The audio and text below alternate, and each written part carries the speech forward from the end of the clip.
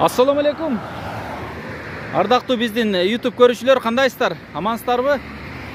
Туугандар, биз сиздерге бүгүн өзгөчө чыгарылыш көрсөтөбүз. Бизнес тууралуу, тагыраагы чарба багытында. Дарекке көңүл бурсаңыздар, биз сиздерге анан чарбаны түшүндүрүп беребиз.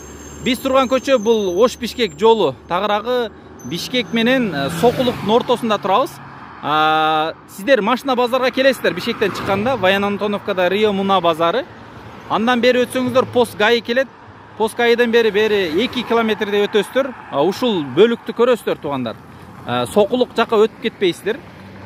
Сол жака кайрылсаңыздар, 1 километр жүрсөңүздөр Маловодный деген айыл келет. Айылга кире бериштер экен туугандар. Бул бизнестин аты бөдөнө багуу. Демек, бөдөнө бизнес кылсаңыздар кирешеси көп экен. Сиздер Сокулук тараптан келсеңиздер, анда сиздер Сокулуктан бери келсеңиздер Шопоков айылынан чыгасыздар. Чыкканыңыздар деле биринчи повороттон оңго кайрылып киресиздер. Даректи түшүнүп алдыңыздар туугандар. Анда биз кайра ичинен дагы даректи түшүндүрүп беребиз сиздерге. Туугандар, биз бөдөнө багылган фермага жетип калдык. Көрүп турасыздар, даректи көңүл буруңуздар. Сиздер ылдый тараптан өйдө чыкканыңыздарда Маловодныйга киресиздер. Киргенде эле сол тарапта ушул көк дүкөндү көрөсүздөр. Ушул көк дүкөндүн эле жанынан ушул көчө менен киресиздер. Киргениңиздерде мына ак контейнерди көрүп турасыздарбы? Ушунан өтсөңүздөр эле сүрмө көк чоң дарбаза болот экен.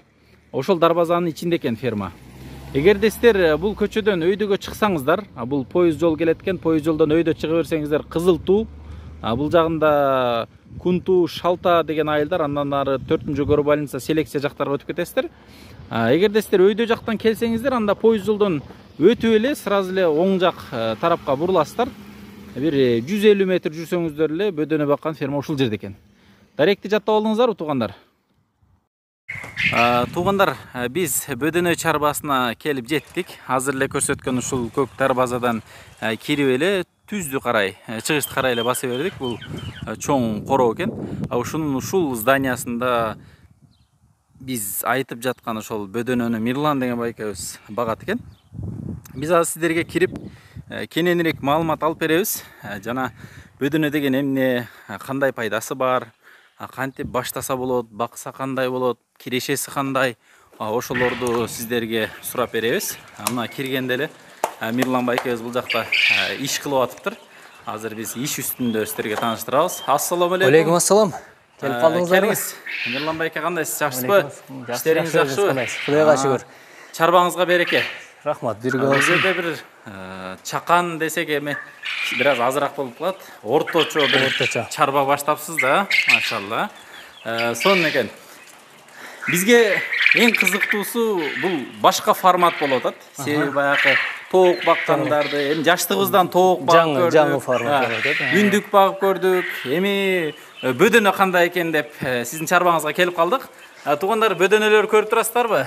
Мына бул ак бөдөнөлөр экен. Бул Техас породасындагы бөдөнөлөр. Бир четтен чарбаңыз менен тааныштырсаңыз. Биз тааныштырсак, бул Техас породасы. Бул эт багытында көбүрөөк болот. Эт багытында көбүрөөк болот. Веси оорураак болот. Веси булардын оорураак, анан жумуркасы дагы чоңураак болот. Чоңураак. Анан жеши дагы бир аз көбүрөөк болот. Башкаларга. Буларда бул өз негизинде 5 порода бар. 5 порода. Кайсылар? Фраун, Феникс, Черный английский, Техас, Селодон бар. Селодон бар.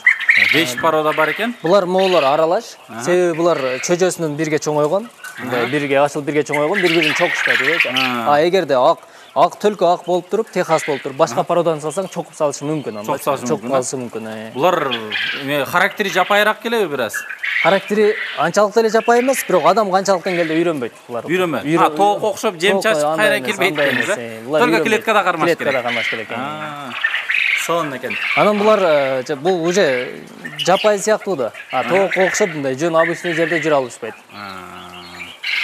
Баягы неме куш-муш көтөрүп кетиши мүмкүн, ит мышык алып кетиши мүмкүн. Өзүн коргобойт да булар, жана өзүн коргобойт. Демек булардын түшүнүгү жем ушул жерге салынат, сууду ушул жерде ичиш керек деген эле. Тууш керек деген эле маалымат. Буларда идея бар мындай. Жагымы бар. Негизи буну баштаганда канча штуктан баштадыңыз эле? Ошол бизге кызыктуу болот да. Мен баштаганда биринчи 200 штуктан баштагам. 200 штук. Чөжөсүнөн.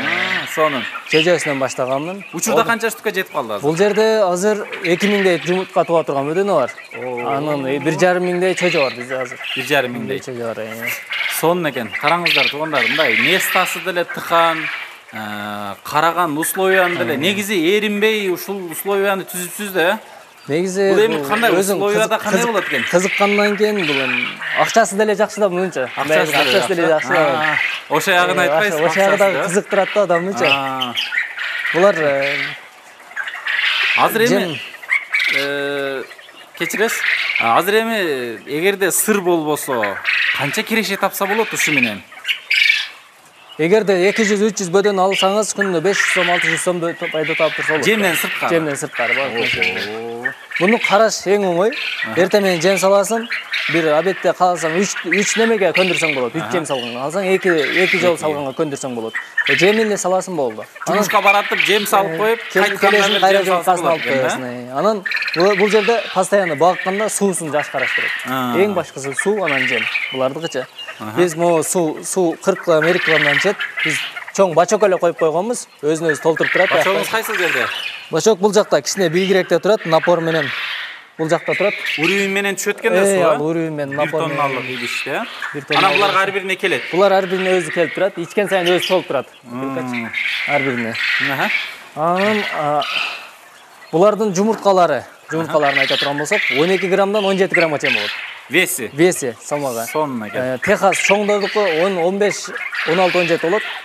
Кичинекелердики 12, 13, 14, 15 болот да. 14, 15. Андан кичинеси уже не кандай десем, өзүнүн нормасында болбойт, стандартка туура келбейт да. Жакшы. Азыр сизде бул жерде мол чөжөлөр, мол жумурткалардын баарынан чөжө ачылабы же ачылбагандар да барбы? Булар пищевой бар, мына аралаштар бизге пищевой. Мына только Техас. Бул инкубационный жумурткалар. Булар короз түшүндүрүп кетсеңиз. Булар короз аралашкан эмелер болот, бөдөнөлөр болот. Чөжөлөр арасында короздор бар. Короздор аралашкан. Короздор чоккугандан кийин уже бул анан мен кошкондо 2 же 3 макиге бир короз кошом.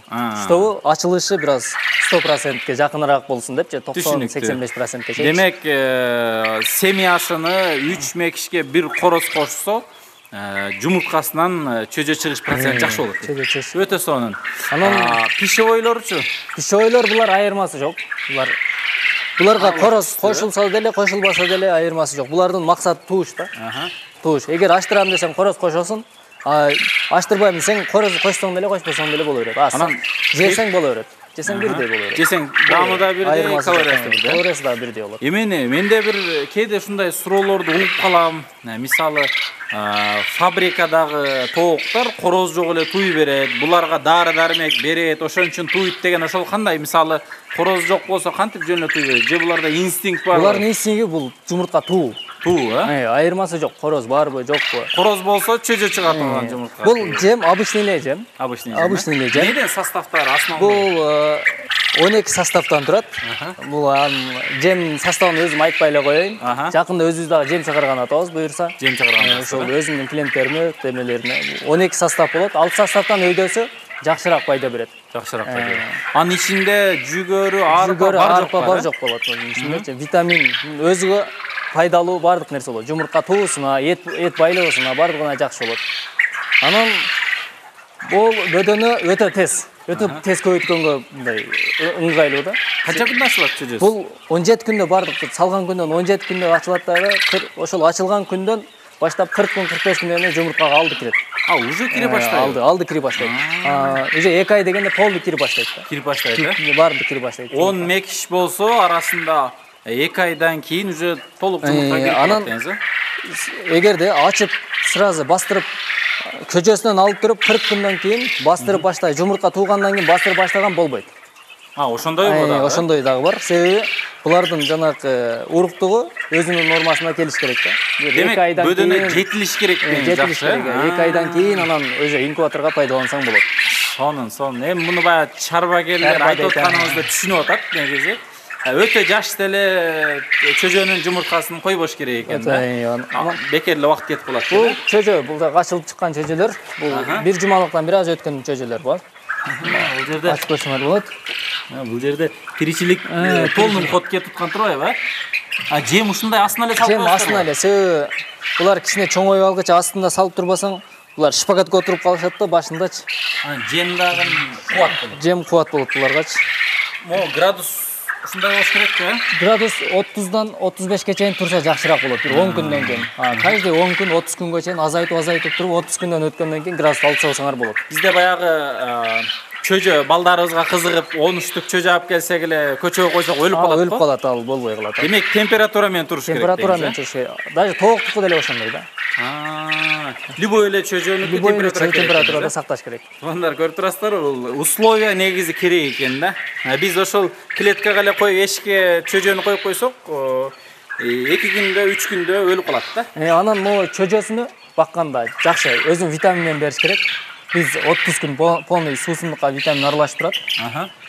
30 күн өзү витамин толук кабыл алгандан кийин дальше жумуртка кирүүсү да бат болот, анан жем жөөсү да батыраак болот да. Көбүрөөк нормальный өз нормасы болот. Демек чөжөсүнөн эле көңүл буруш керек экен. Чөжөсүнөн көңүл буруш керек. Анан алганда дагы кандай адам мындай чөжөнү кандай барат, семизирагынан, мындай жакшыраагынан алсаңар өзүңөргө пайдалуураак болот да. Мен эми бир суроо берейин, сөзүңүзгө аралжы. Мынол бөдөнөлөр, бир штук бөдөнөңүз суткасына канча жем жейт? Суткасына негизи 20 күндүктөн 30-35 күнгө чейин көп жейт. Көбүрөөк жейт. Андан кийин чоңоюп алгандан кийин булар төлкө жумурткага кетет. 30 грамм, 35 грамм, 45 граммга чейин жейт. Демек жумурткага жетилгенге чейин веске кетип калат. Веске кетип калат. Андан бирок температурага да зависит. Температура көп болсо, мисалы ысыкта азыраак жейт. 25 граммдан 35 граммга чейин. Демек жайда аз жейби булар? Жайда кайра аз жейт буларчы. Анан жумурткасын айтсаңыз, кайсы сезондо ачырган жакшы? Мунун сезону жок негизи. Жумуртканын сезону жок. Бардык сезондо ачыла берет, бардык немеде. Бул бөдөнөнүн жумурткасы башка мындай чарбачылыкка караганда 90% эң жакшы ачып чыгуучу бул жандыктар да. Эң жакшы ачып. Активный дебейсиз да? Мындай.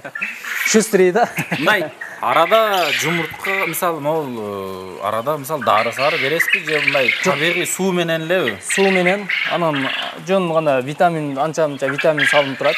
Ал сууга эле аралашып турат. Ал витамин. Кайсы витаминдерди берилет? Чиктоник деген витаминдерди берем мен. Чиктоник. Ишеничтүү эле витаминдер. Могул башында топусу бар бөдөндөр кандай аты булар? Булар техастар, эт багытындагылар, Жашыраак окшойт, Булар бир аз көлөмү чоңураак болот. Көлөмү чоң. Негизи возраст жаш окшойт булар. Возраст бул 1,5 айлыктар. 1,5 айлык. Кооз болуп турат. Мыналар бир аз чачтары түшкөн экен. Булар короз аралашкан да. Эме кылып коюп турат экен да. Чок коюшат. Карабайсыздарбы, туугандар? Мына жемди салып түшүнүп коет экен. Мына жумурткалар караңыздар, машалла. Сон. Биз канча күндүк жумурткалар? Бул негизи кечкинде алыныш керек эле. Бир күндүктөн бир аз өтүп калган жумурткалар. Бир сутка. Анын өзүм чөжө ачтырам, аны деле көрсөтүп тааныштырам аны мененчи. Деп чөжө да ачтырасызбы? Өзүбүз чөжө ачтырабыз, өзүбүз инкубатор, өзүбүз бардык нерсени өзүбүздөн алабыз. Мына сууну ичип атканын көрүп атасыздарбы? Могул эмеден эле идиштен эле башын чыгарып туруп эле суу ичип алышат экен. Негизи бул ушундай катар болуп туруш керекпи негизи? Же кандай? Жок, негизи булардын клеткалары өзүнүн жумуртка туусуна, анан семирисине жакшыраак ыңгайлаштырылган да, жасалган. Бул жагы мисалы уклон менен турат. 21 градустан арты өйдөгө кетет 16 сантиметр турат. Ушунда бир 5-6 градус өйдөгө мындай эме болот экен да, уклондан көрүп турасыздарбы? 4 градус уклон болот алардачы. Азыр жанынан көрсөтөлүчү, мына көрдүңүздөрбү? Бул жагы ылдый экен, нар жагы өйдө экен. Мен баягы бөдөнлөр өзүлөрү алып чыгып тизет экен деп атпаймынбы эмелер жумурткаларды? Негизи туары менен эч нерсе болбойт, сразу түшөт. Анан булардын жумурткасы анчалык эле сына бербейт. Сынгандар болот, качан ошол жеминде кальций азайып кеткенде. Кальций азайып кеткен да. Сонун экен, туугандар, көрдүңүздөр, дээрлик маалыматты алганга аракет кылдык. Ушундай клеткаларга жайлаштырып, чакан эле жерге 2000дей эмени жайлаштырып коюптур бөдөнөнү. Сиздер дагы заказ берип чөжөсүнөн, жумурткасынан алып аштырсаңыз болот экен. Негизи мисалы бизнес баштайм дегендерге кандай сунуш берет элеңиз сиз? Бизнес баштайм дегендерге өтө жакшы. Өтө сонун. Мында чыгаш азыраак. Чыгаш аз, анан тезирээк жетилет да буларчы. Тезирээк жетилет, мындай көпкө күтүп отурбайсың. Тооктай 6-7 ай күтпөйсүң. 1,5 айда болду өзүнө. Ошо тооктой эле жумуртка берет. Азыр быйыл чөжө алса, быйыл кирешеге киреби кайра эле?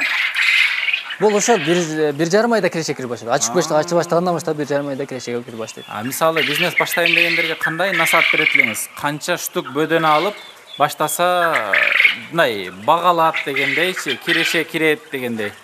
Бул бөдөнөнү бир 200 штук алса, ошондо адаптация болот да адам. Үйрөнөт, ошону кантип караш керек. Анан кыйналбайт, кыйынчылыгы жок. Мунун эртең менен киресиң, бир жем саласың, кечине жем саласың, ошол. Сууну сиздикиндей кылып постоянно куйла турат. Кылып койгон болсо өтө сонун болот. Клеткаларын жасап бересиздерби? Клеткаларын жасап беребиз, өзүбүз жасап беребиз, баарын өзү заказ алабыз, өзүм байкелерим бар бул жакта. Алар менен сүйлөшсөңөр болот. Алардын номерин берем. Клетканы жасап бересиз, э? Клетканы бурдерлерди жасап беребиз. Бурдерлерди, Буларды көбү неме кылышат, чөжөнү аштыргандан кийин мындай көп чөжө салып коюшат да, көп количестводагычы. Зыян болуп калат. Ал мындай чоңойбой калат чөжөлөрчү. Анча чоңойбой калат. Место тар. Анан суусун дагы тез алмаштырып туруш керек булардын. Суу таза турат экен мындай. Суу таза туруш керек. Тиричилик өзүнчө эле бир ааламдайм, Алла Тааланын кудурети да. Мындай жумуртка мындай контейнерге салып беребиз. Булар базарга кете турган. Сиздер ушинтип сатасыздар? Ушинтип сатабыз биз. Булар бул жерине жазып койсо болобу? Мирлан байкенин фермасы деп, Жазып койсок болот, буюрса өзүбүз көбөйтүп дагы. Буюрса. Көбөйтүп, чоңойтобуз деп атабыз. Туугандар, өзүбүздүн жаш ишкерлерди колдойлу. Жок дегенде Орозонун күнү жакшы каалоо тилек айтып, жакшы мындай каалоо тилектеги негизи дем болот. Дем күч, ошон үчүн ар бириңиздер кылып көрүңүздөр. Ушул бир ящигин алып туруп багып көрсөңүздөр болот экен. Жемин деле айтты. Анан жемдери канча сом турат негизи килограммы? Жемдери килограммы мен негизи 34 сом алып болчумун. 34 сом. Азыр бир аз жем кымбаттады, 38-50ге чейин чыкты. Эми кайра арзанда баштады. Азыр жакын жүгөрлөр эми пышат да кайра. Ошол жакында өзүм да жем чыгарып баштай турган болсом, өзүмдүкүн өзүмө берем да буюрса. Анда деле сиз менен байланышып. Анда деле байланышсаңар болот. Анан бул рецепттерин билип калыпсызбы? Рецепттер билип калдык. Анан жемди кургак бериш керек. Кургак. Нымдуу жем болбойт. Сууга туруп калса болбойт. Бул жем өтө тез айнайт. Айнып кетиши. Жумурткалардын инкубацияга салаарда кандай качественныйларын саласыздар, мисалы? Же сыртынан билинбейби, же? Жок, сыртынан билинет. Мындай кээ бир жумурткалар кандай, азыр бул жерде бар бекен. Мындай өңү мындай башкача өңдөр, толук түрдө жумуртка эмес. Мындай моолор ачып чыкпайт. Мисалы, салыштын кереги жок. Жесе боло берет. Бирок эми кээ бирөөсү тешилип калат. Тешилип. Сыныктары болот. Анан анча-мынчасы өтө кичинекей, анан өтө чоңдор болбойт. Өтө чоңдордун ичинде эки бөдөнө болуп калат да. Ачылбайт. Майып болуп калат да алар. Сонун экен. Анан сиздердин дагы үйүңүздөрдө ушундай чарбалар болсун. Мына көрүп турасыздарбы? Анан эме Мирлан мырза, мен айтканым могул ширинасы бир 1 метрдей эле болуп турат да, ушуну узунунан кылсам эмне болот? Аралашып кетеби, эмне болот? Жок, аралашпайт. Мындай эгерде узунан чоң болуп кала турган болсо, бул кээде суук болуп калса, же болбосо жем таппай калса, бири-бирин чокушуп, өлүмгө чейин алып барат да булар. Ушул размер стандарт размери булар. Сонун экен. Көрүп турасыздарбы мына? Башын чыгарып эле жемди жей берет экен да. Мына бакыр уткандар баары короздор. Беркелер бакырбайт. Мисалы үйгө, балконго багам дегендер, же болбосо бир мен кошуналарым бакырганды жакпайт десе, кандай? Анда корозун аралаштырбай алсаңыз болот. Кургачларын, туа турган несушкаларын алсаңыздар болот. Чөжөлөрдүн бааларын бир айтып койсоңуз. Чөжөлөрү суточныйлар 25-30 сомдон болот. Бир күндүк биз суточный бербейбиз. Себеби суточныйлар көп өлүп калат. Өзүң бир аз чоңойтуп бербесең. Бирок багып жүргөндөр алабыз десе бере бересиз. Ага бере беребиз аларга. Анан чоңойтуп бересиздерби? Чоңойтуп деле беребиз. 30 күндүк, 35 күндүккө чейин беребиз. Эгерде 10 күндүктөр 30 сомдон кылып беребиз. 20 күндүктөрдү 50 сомдон кылып беребиз. Андан чоң дей турган болсоңор, аны сүйлөшөбүз.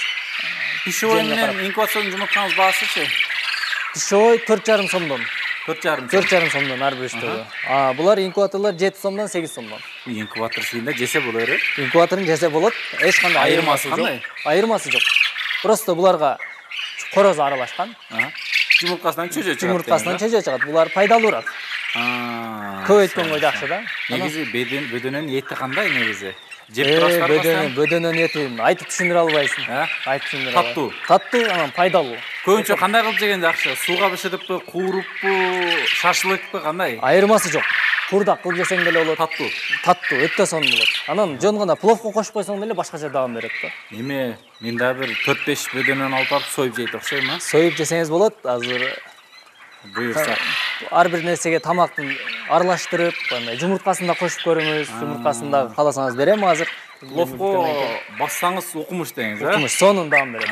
Өзүнүн бир башкача даамы болот да. Анан булар мен өзүм аштырам да жумурткаларымчы. Булар инкубаторлар, инкубационный жумурткалар. Бул жакта аппаратыбыз бар биздин. Туугандар, биз ушул ферманын негизги жүрөгүнө баратабыз. Роддом деп койсок болот. Роддомунда азыр чөжөлөр инкубацияда турат экен жумурткалар. Ошолорду көрүп бир баа берип кетеличи. Но бул аппаратта турат биздики. Бул самодельный өзүмдүн ошол байкелерин жасап берген. Бул качествосын өтө сонун жасалган. Мындай 90-85-95ке чейин процент ачып чыгат. Өтө влажность сонун. Кандай жумурткалар? Көк жумурткалар. Булар селодон, азыр менде өзүмдө бар. Жаңы порода бул? Жаңы порода эмес, биздин Кыргызстанда азыраак. Булар ушундай көлөмү. Эмеси түз ушундай болот. Калган бөдөнөлөркү бирдей эле болот. Бул жерде азыр 1000ден ашыраак жумуртка бар. 1000ден ашык. Булар буюрса бир жумада ачып чыгат. Бир жумада. Бир жумада ачып чыгат. Демек чөжөлөргө заказ ала берет. Заказ ала беребиз. Анан жумасына бастыра бересиз. Жумасына айландыра беребиз биз. Сонун экен.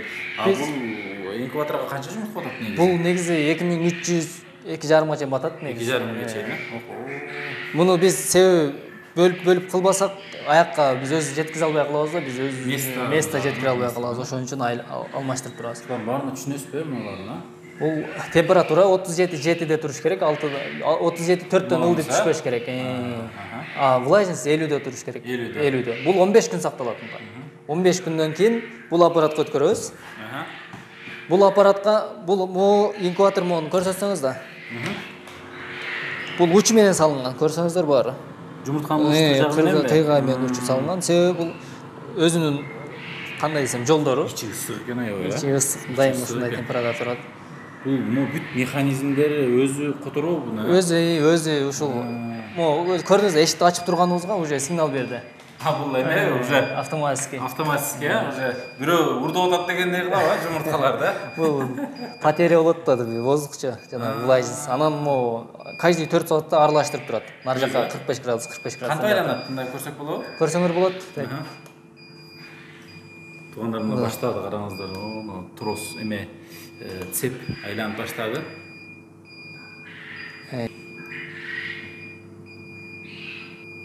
Туугандар жумуртка айланып атат. Негизи бул жумуртканы айлантканда сындырып койбойбу? Жок, бул өзү акырын, өзүнүн темпи менен айландырат. Бул өзү инкубатордун немелери атайын, э? Бул колдой жасалган болсо дагы өзүнүн нормасы менен жасалган да. Машалла. Температураны бүт кармап, ичинде бүт эме. Воздукту дагы айландырып турат. Мына эшикти ачканыбызга бул жерде вентилятор воздукту көтөрүп берет, астына суусу менен айланып атат. Уже токтоду уже. Ушул өзүндө жасалган инкубаторлор бар? Өзүнүн байкелери эле, өзүнүн ишкер байкелери бар, жасап берет. Бурлердерди, демелерди да бар, өзү жасап берген. Жумушуңузду жүргүзүп аткан ушул аппарат экен да? Ушул аппарат, роддом ушул. Көбөйтө турган ушул. Андан мында 15 күн тургандан кийин мында бул аппаратка салабыз. Бул аппаратка салганда мында идишке эле обычный эле жаткырып салабыз жумурткасына. Мында тикесинен турса, мында обычный эле жаткырып эле салабыз. Ар бир катарды бир-бирине салып коет экенсиз да, жаткызып эле. Буга салгандан кийин бул аппаратта влажность көп болот, температура азыраак болот.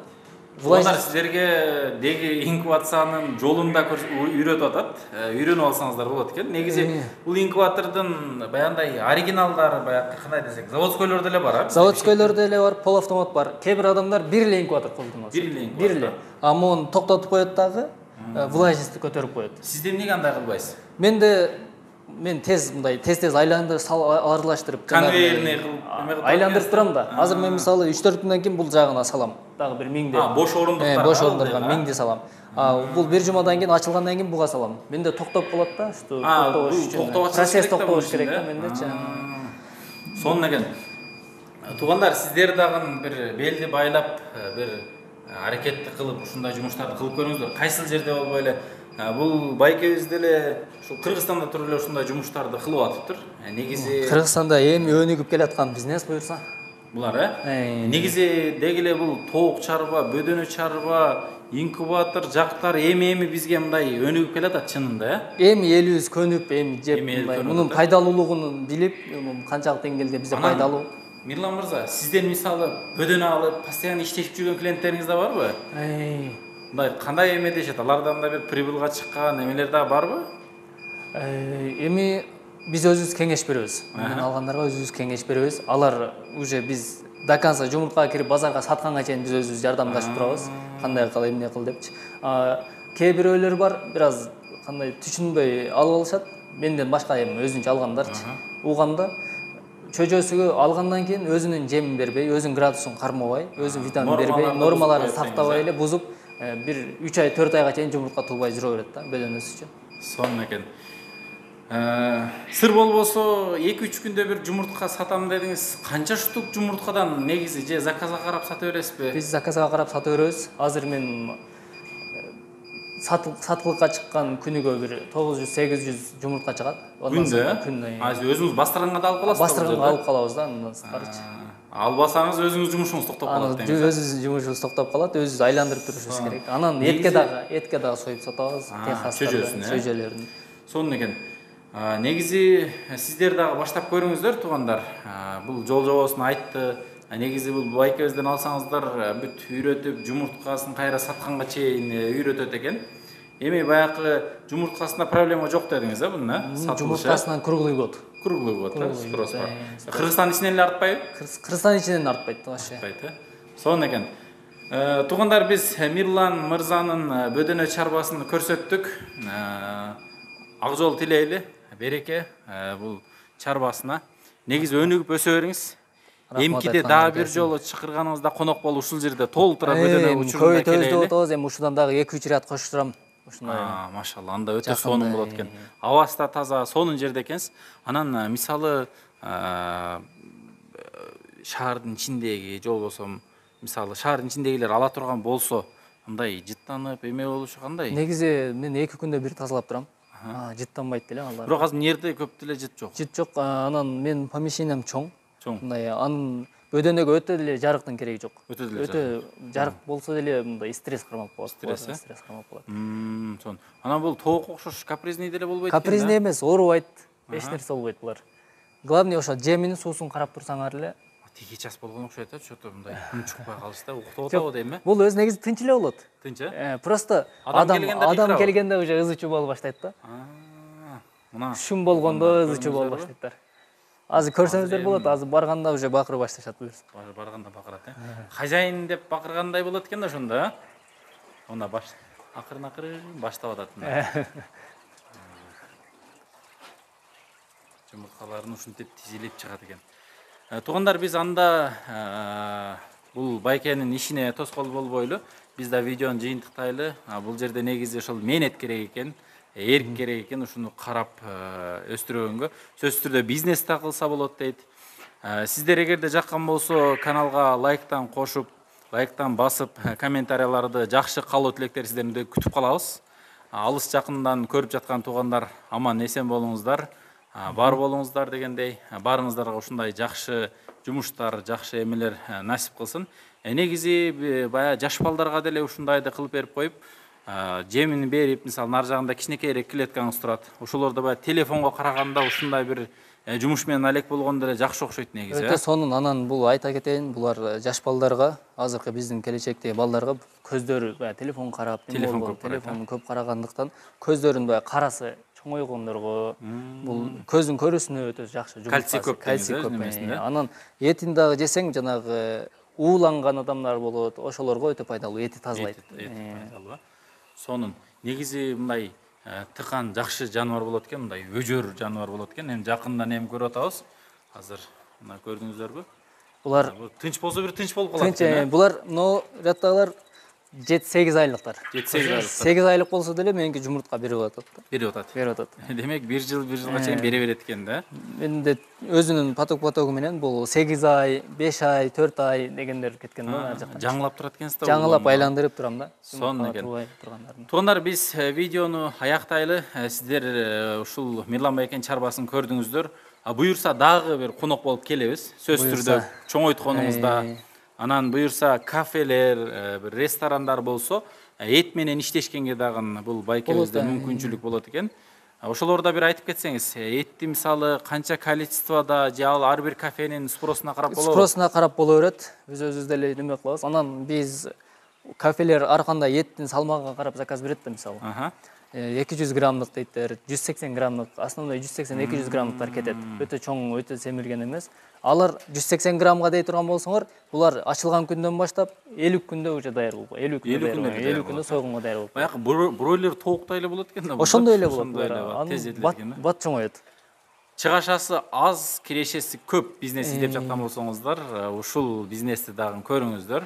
Сөзсүз түрдө баягы мээнет керек, бир аз убакыт керек, себеби баары эле бир убакытта болуп калбайт. Бул байкебиз да бир топтон бери мээнет кылып багып келатат экен. Сиздер да ушинтип багып жакшы кирешелерди көрүңүздөр.